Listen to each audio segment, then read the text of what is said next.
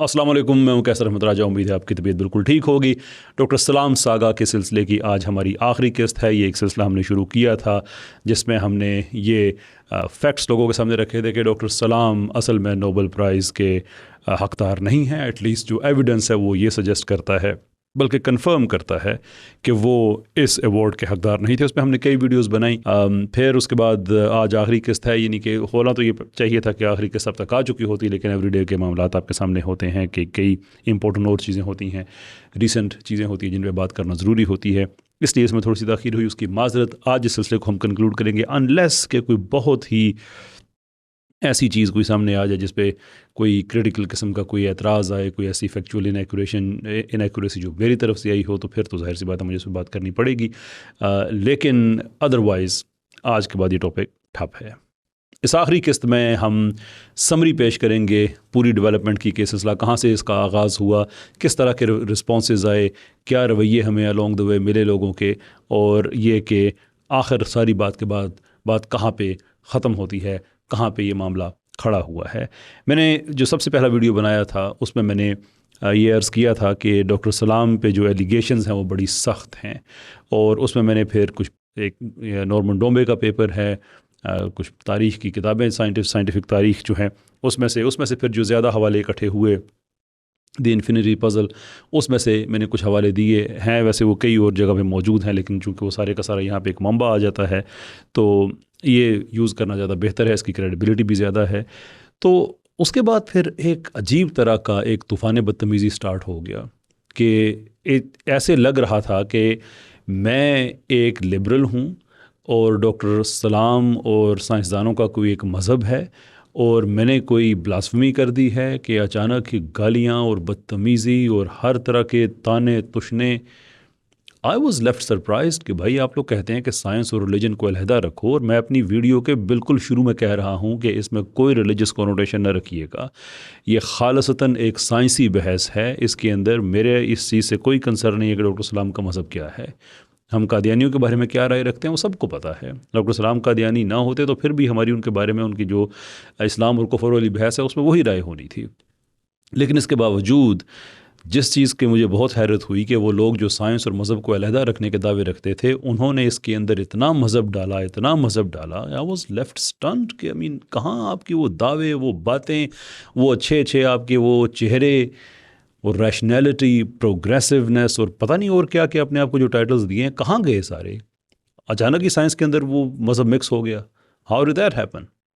खैर हम आगे बढ़ते रहे तो साथ साथ बहुत गुस्से में बहुत से रिस्पॉन्सेज भी आते रहे। एक गलती भी मुझसे हुई बाय द वे, जो मैंने लिखा अपने नीचे कमेंट्स में, उसको मैंने पिन किया कि मुझसे गलती हुई है। एक जगह पे था कि 1961 का जो पेपर है, मैंने गलती से ये कह दिया कि एक्चुअली वो मेरी मिस रीडिंग थी, यानी कि वो ऐसा नहीं था कि जैसे सब लिसानी कहते हैं, ये बात आप कुछ और कहना चाह रहे हों और कुछ और कह दें। वो एक जेन्युइन एरर था कि जो कहा था डॉक्टर ग्लाशेव ने कि चूंकि मेरे पुराने पेपर पढ़े हुए थे डॉक्टर सलाम ने, देयरफॉर मैं ये यकीन नहीं करता कि 61 का पेपर ना पढ़ा हो, जिसको मैंने कह दिया कि 61 का पेपर भी उन्होंने पढ़ा था डॉक्टर सलाम ने। That was a mistake, so obviously मैं उस पर मैं माजरत चाहता हूँ। लेकिन जो ओवरऑल चीज़ है वो ये है कि जब नोबेल अवार्ड मिला है, 1961 का पेपर है, 1964 के पेपर है, डॉक्टर सलाम के, 61 में जो है ग्लाशेव का है और 64 में डॉक्टर सलाम का है।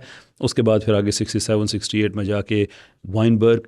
तो सबका क्लियर है कि किसने क्या इसमें मेहनत की है। ग्लाशेव का क्लियर है, वाइनबर्ग का क्लियर है, डॉक्टर सलाम ने क्या किया है। ये सवाल ओरिजिनली था डॉक्टर शेल्डन ग्लाशेव का, उसके बाद फिर मेरा भी था। मैंने जब डॉक्टर ग्लाशेव से रब्ता किया उनसे, इस सारे मामले में जो मैं तहकीक कर रहा था उनसे, तो उन्होंने मुझे, वो उस वक्त सफ़र में थे, हमारी बहुत तफसील से बात नहीं हो सकी, लेकिन उन्होंने भी नॉर्मन डोम्बे का जो पेपर है उसका हवाला दिया, यानी कि वो इंडोर्स कर रहे हैं कि उसमें जो लिखा हुआ है वो ठीक लिखा हुआ है। अब इस पे जो एतराज़ उठाया गया वो ये है कि नॉर्मन डोम्बे का जो पेपर है, देखें जी, उस पर तो कोई वो पेयर रिव्यूड पेपर तो नहीं है, वो भाई कोई साइंसी पेपर तो नहीं उन्होंने लिखा।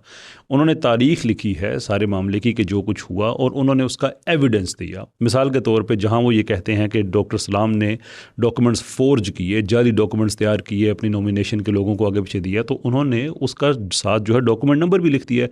अब आपने ये करना है कि आप ICTP में जाएं, वहाँ पे जाके उनके जो सलाम पेपर्स हैं, जो डॉक्यूमेंट्स हैं उनके, सलाम, उनके डॉक्टर सलाम पेपर्स आई थिंक तो उनके रिसर्च पेपर होंगे, जो उनके हवाले से जो वहाँ पे दस्तावेज़ात हैं, आप जाएं उसको उठाएं, पढ़ें। अगर उसमें लिखा हुआ है तो फिर डोंबे ठीक कह रहे हैं, और अगर नहीं उसमें लिखा हुआ तो बात कर, यानी इस चीज़ को सिर्फ इस बेस पे कि कोई रिसर्च पेपर नहीं है, सिर्फ इस बेस पे ओ भाई आपका रिसर्च पेपर का आपका इतना ज़्यादा उस पर आपका एम्फसाइज है, आपकी इतनी ज़्यादा डिमांड है, तो आप ये तो देख लें कि डॉक्टर सलाम ने कौन सा रिसर्च पेपर लिखा हुआ जिसकी बेस पे आप कहते हैं कि उनको मिला। और मैं रिसर्च पेपर पे जो घपला है वो भी मैं आता हूँ, लेकिन जो कहने का मतलब ये है कि वो रिसर्च पेपर वो कहते हैं ना कि किसी पेयर रिव्यूड वो नहीं है। तो ये तो हकीकत है कि 1968 के पेपर जिस पे आप कहते हैं कि वो वही सारा था जिस पे डॉक्टर सलाम को नोबेल मिला था, तो वो तो किसी पेयर रिव्यूड जर्नल में पेपर पब्लिश नहीं हुआ। नॉर्मन डोंबे की बारी आती है तो आपका मेयार और है, डॉक्टर सलाम की बारी आती है तो आपका मेयार और है। यानी कि ये अजीब तरह की इनकन्सिस्टेंसी और हिपोक्रेसी पाई जाती है इस तरह के एतराज़ात में।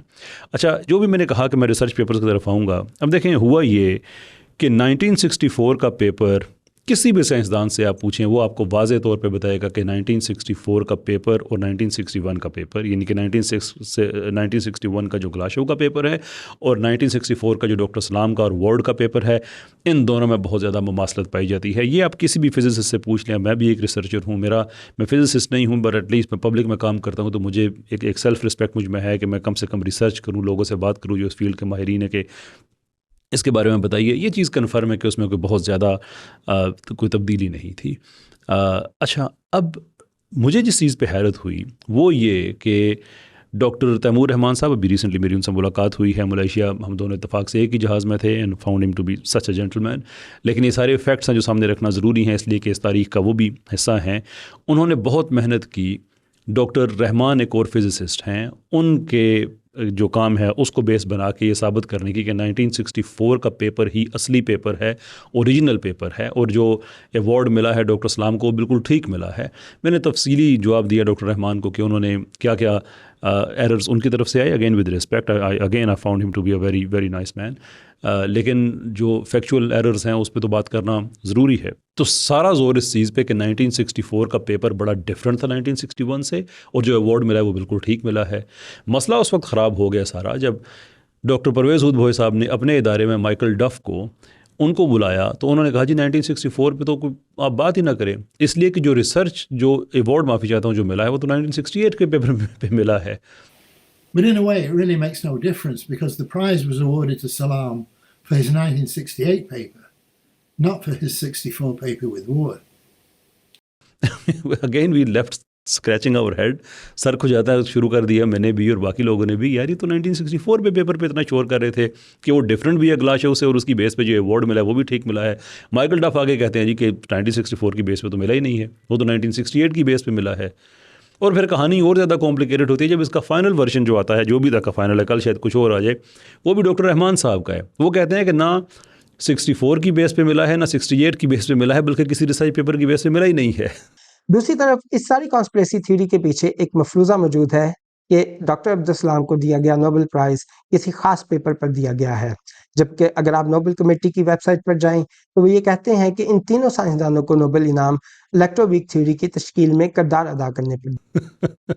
अब इंसान क्या करे, दीवारों को टकरे मारे कि दुनिया में कभी हुआ ऐसा कि आपने रिसर्च पेपर, शायद किसी को पुराने ज़माने में कोई ऐसी बात हो गई हो तो वो हो गई हो, लेकिन जनरली स्पीकिंग ये होता है कि आपका जो कंट्रीब्यूशन है वो आप फोकलोर या किस्से कहानियाँ या जो बेड टाइम स्टोरी होती है बच्चों को, आप उसकी सूरत में नहीं सुनाते, आप उसको एक रिसर्च पेपर में लिखते हैं, और वो रिसर्च पेपर किसी जयद इदारे में शाया होता है, और शाया होने से पहले उसका पेयर रिव्यू होता है, फिर जाके वो देखा जाता है कि इसको नोबेल मिले या नहीं मिले। दैट ऑफ कोर्स मैं इससे मेरी मुराद नहीं है कि हर वो पेपर जो इस प्रोसेस से गुजर जाएगा उसको मिल जाएगा अवार्ड। मैं बात करूँ कम से कम ये रिक्वायरमेंट है।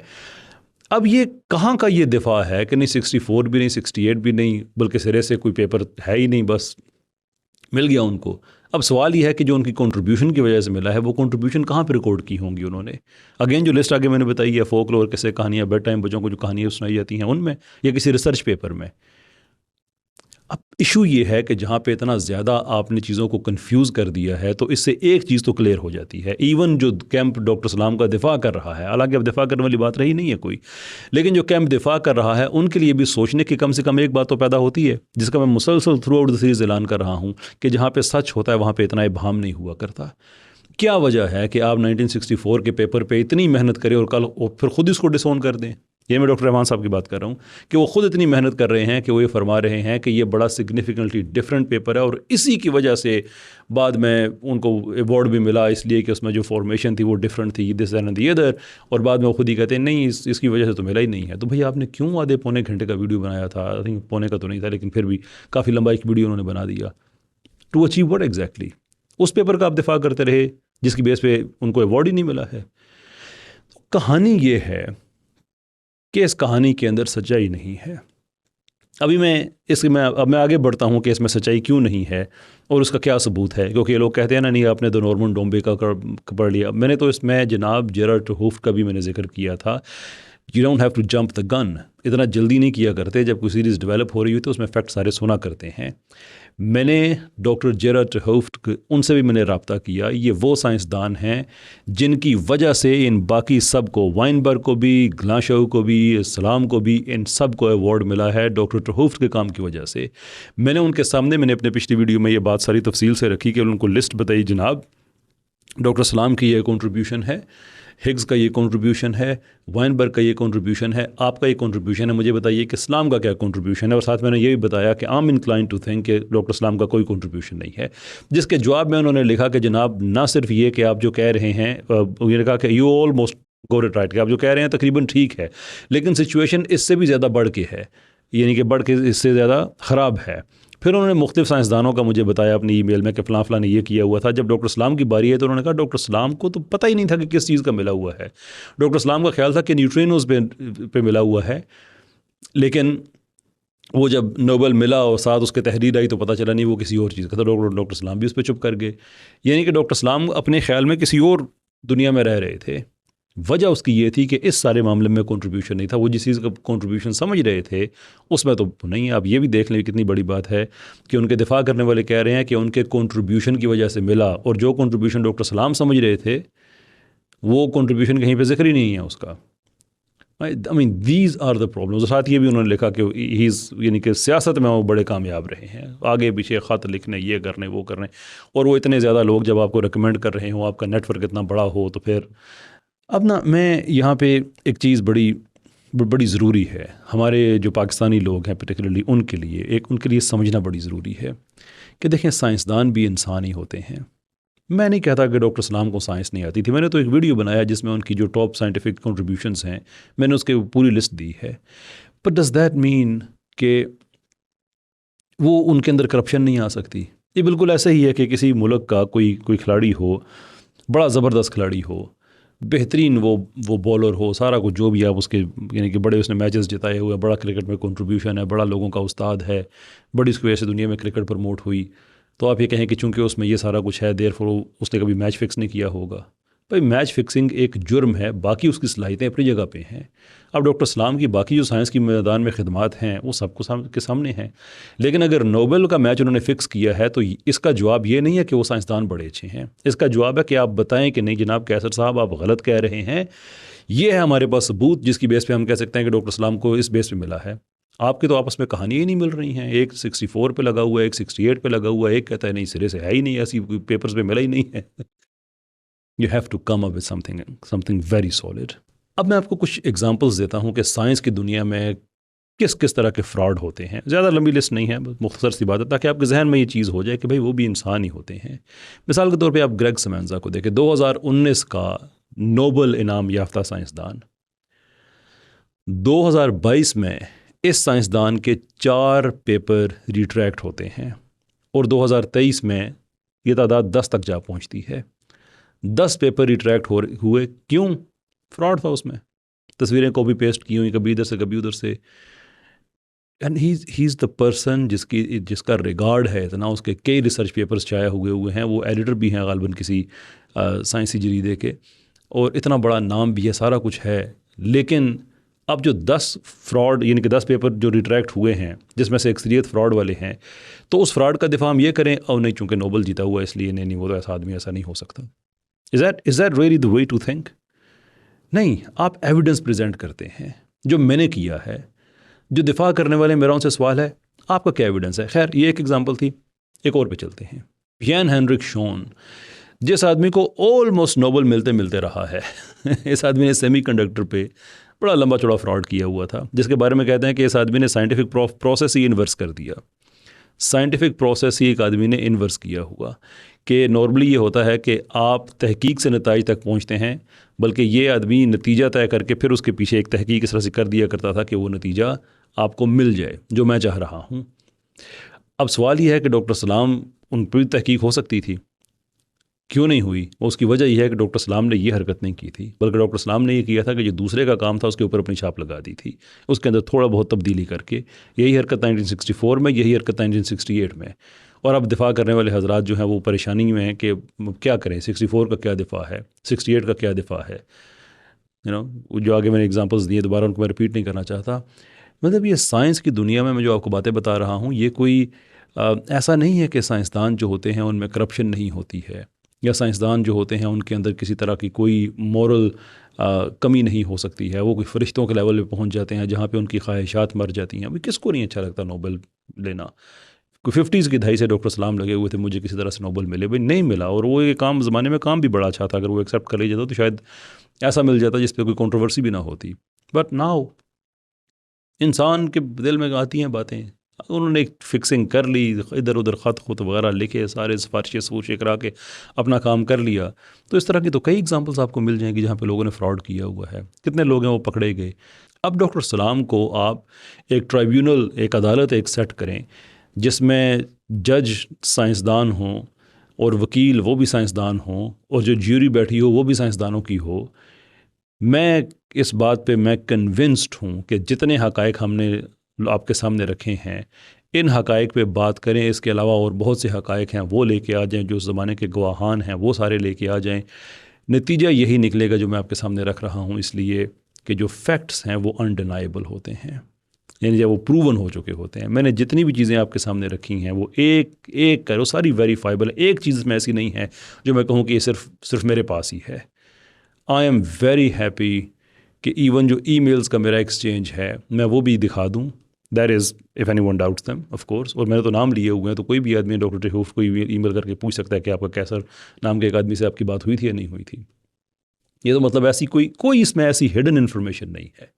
اس لیے اس کیس کو ہم اب ریسٹ کرتے ہیں ہم یہاں پہ. میں مزید اس پہ بات نہیں کرنا چاہوں گا، اس لیے کہ میرا کام ہے لوگوں کے سامنے حقائق رکھنا کہ ہم ایک نیشن بلڈ کرنا چاہتے ہیں جو کہ سائنٹیفک ذہن کی ہو. 5 لاکھ فلاسفر سائنٹسٹس اس طرح کے ہم لوگ پروڈیوس کرنا چاہتے ہیں. And that is the reason by the way کہ یہ سارا مجھ پہ کھلا ہو کہ میں تو جاننا چاہتا تھا کہ آخرکار ہم کس سے انسپریشن لے سکتے ہیں. تو لے دے کے ہمارے پاس ڈاکٹر سلام ایک بڑا نام آیا. تو جب میں نے تحقیق کرنا شروع کی تو میں تو حیران رہ گیا کہ this is something what he is been doing. تو اس طرح کا آدمی ہماری انسپریشن نہیں ہو سکتا. ہم کبھی بھی ایک اور عبدالسلام پاکستان میں پیدا نہیں کرنا چاہیں گے جو اس طرح سے ایوارڈز کے لیے اپنی جو انٹیگریٹی ہے، جو سیلف رسپیکٹ ہے، اس کو کمپرومائز کرے. بلکہ ہم چاہیں گے کہ نوبل کسی کو ملے یا نہ ملے لیکن جینون تھنکنگ کے لوگ ہوں، سائنسدان اوریجنل تھنکنگ والے ہوں، ان کا ایک کنٹریبیوشن ہو. That is something we want to build in Pakistan انشاءاللہ العزیز. بہت بہت شکریہ آپ سب کا. السلام علیکم ورحمۃ اللہ.